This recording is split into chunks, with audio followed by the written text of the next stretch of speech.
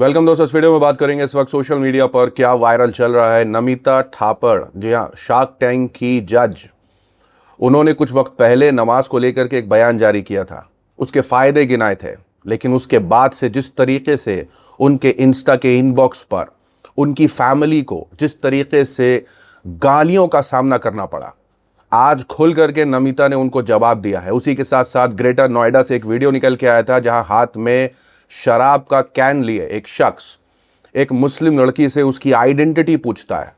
ऐसे तो उसके ऊपर एफआईआर हो जाती है, लेकिन उसके बाद जिस तरीके से एक लड़की जो बीच में घुस करके उस शख्स को काउंटर करती है, उस मुस्लिम हिजाब पहनी लड़की की सुरक्षा करती है, उसके इनबॉक्स में क्या चल रहा है। यानी सोशल मीडिया पर अब कोई वीडियो वायरल हो जाए या कोई कंट्रोवर्सी हो जाए, किस तरीके से अब टारगेट बनाया जाने लगा है उनके इंस्टाग्राम अकाउंट्स को और उनके करीबियों को, आज की रिपोर्ट में शेयर करेंगे। और उसी के साथ साथ पश्चिम बंगाल से जो बयान निकल के आ रहे हैं, मैं शेयर करूंगा छोटे बड़े अपडेट्स, और कैसे मीडिया वालों को एक्सपोज किया है कुछ ऐसे पत्रकारों ने जिस पर अब ये शख्स जाहिर किया जा रहा है कि अब कुछ ठीक नहीं, कि उनकी नौकरी भी खतरे में आ सकती है, कि कैसे उन्होंने मीडिया की रिपोर्टिंग का खुलासा कर दिया। शेयर करेंगे छोटे बड़े अपडेट इस वीडियो में, लेकिन आगे बढ़ने से पहले आप सभी से गुजारिश के काफ़ी दिनों बाद लौट रहा हूं, तबीयत ठीक नहीं, घर वालों की भी तबीयत, मौसम बदलता है तो काफ़ी चीज़ें ऊपर नीचे हो जाती है, लेकिन अभी कोशिश रहेगी कि रेगुलर बेसिस पर आपके सामने ऐसे आकर के रिपोर्टिंग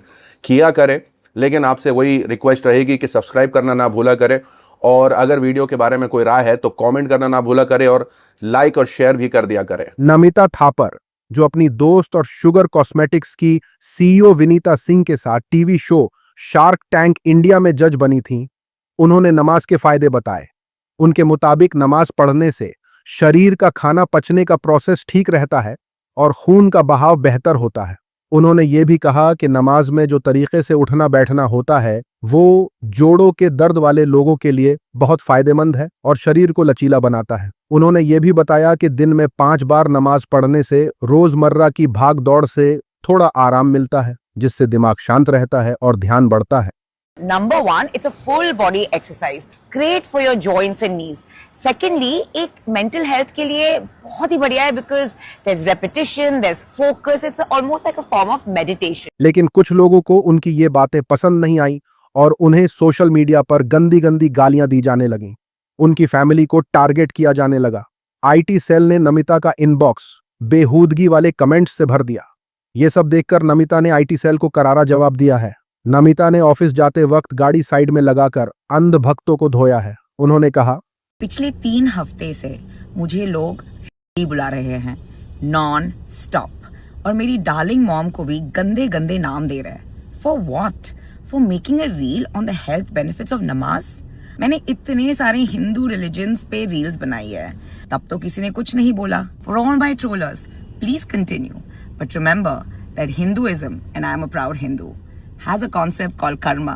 सोशल मीडिया पर चल रहा है कि नमिता जी, आप एक और इस्लामिक प्रैक्टिस के फायदे बता दीजिए।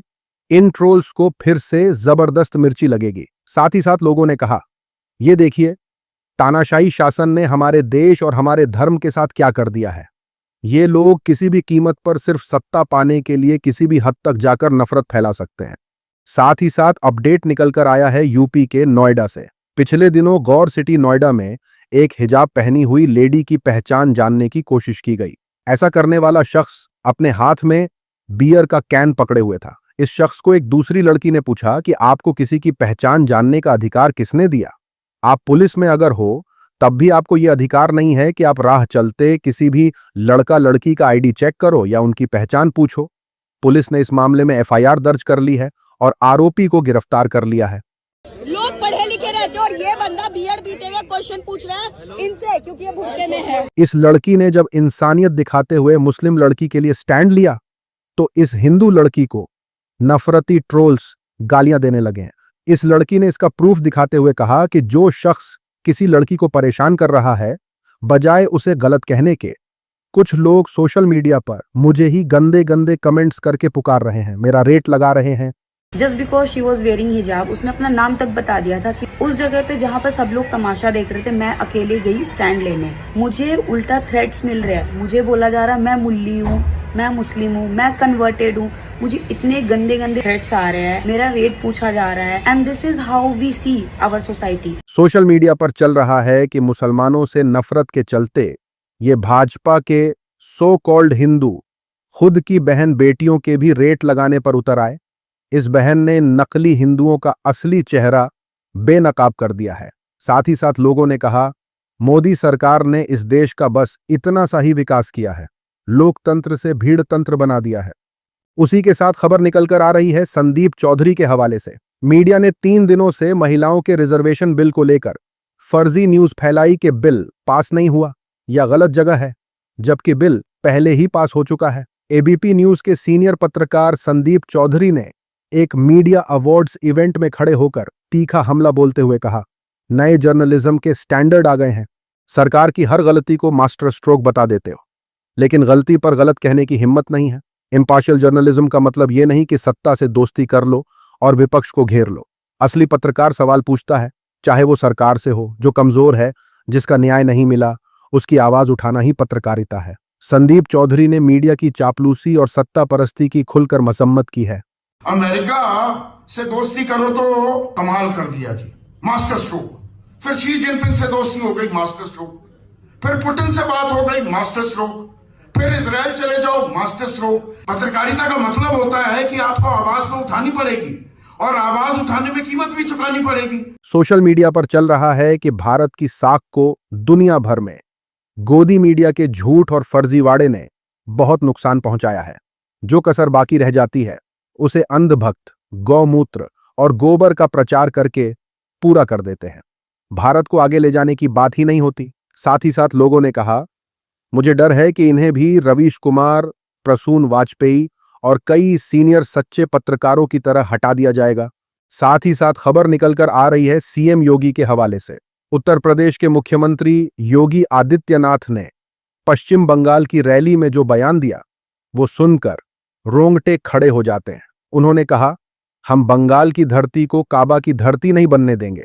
एक संवैधानिक पद पर बैठे नेता का यह बयान मुस्लिम समुदाय की धार्मिक भावनाओं पर सीधा हमला है। ये कोई राजनीतिक भाषण नहीं, बल्कि खुले तौर पर दंगाइयों के दिलों में जहर घोलने की कोशिश है। बंगाल में तमाम धर्म के लोग एक साथ रहते हैं, ये सब जानते हैं, लेकिन उसे काबा से जोड़कर मुसलमानों को दूसरा करार देना क्या है?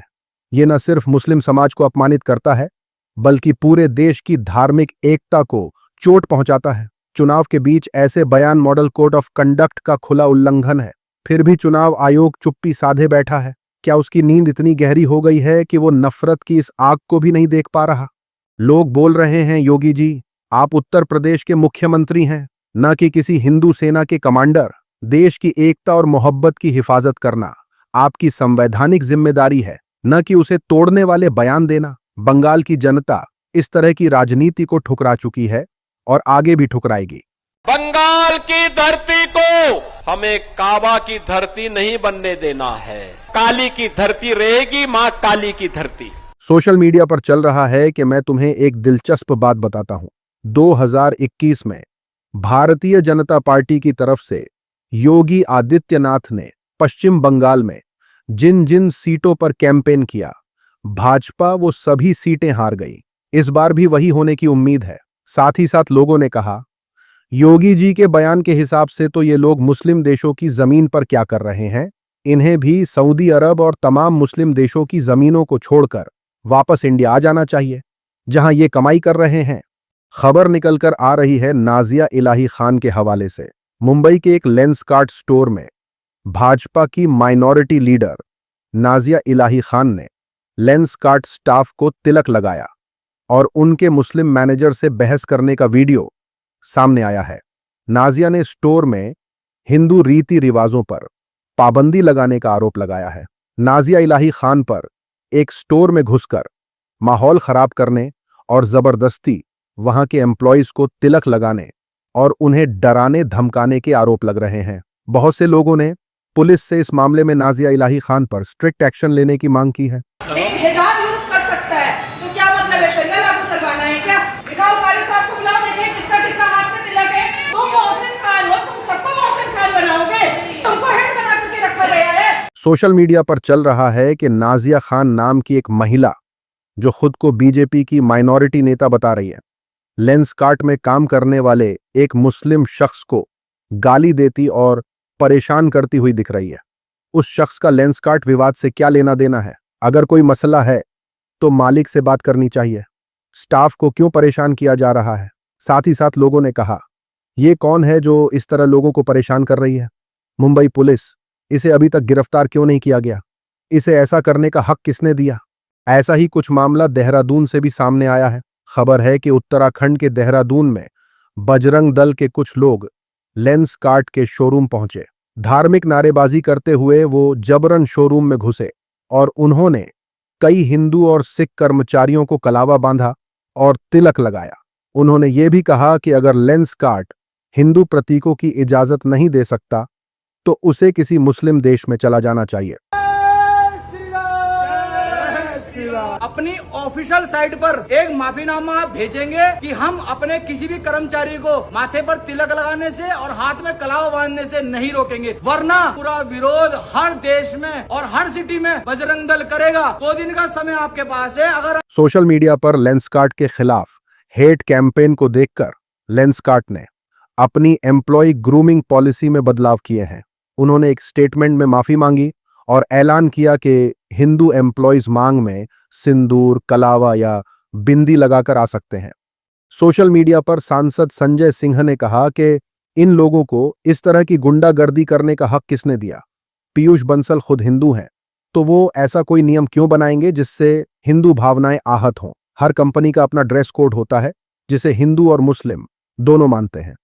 भारतीय जनता पार्टी के कुछ लोगों पर आरोप है कि उन्होंने देश में नफरत का माहौल बना दिया है। साथ ही साथ बॉलीवुड एक्ट्रेस स्वरा भास्कर ने कहा, मोदी युग की सबसे बड़ी विरासत ये रहेगी कि कुछ संगठित गुंडों के जरिए नागरिकों को डराना और परेशान करना नॉर्मल माना जाने लगा। उसे सही ठहराया गया और उसका सपोर्ट भी किया गया। पुष्कर धामी, ये कम्युनल बदसलूकी आपकी सरकार के लिए बहुत बड़ी शर्म की बात है। क्या गुंडों और बदमाशों को जो चाहे करने की आजादी मिल गई है? आज की वीडियो में इतना ही। अपनी राय सुझाव कमेंट में जरूर बताएं। मिलूंगा आप सभी से अगले वीडियो में। तब तक के लिए अपना ख्याल रखें।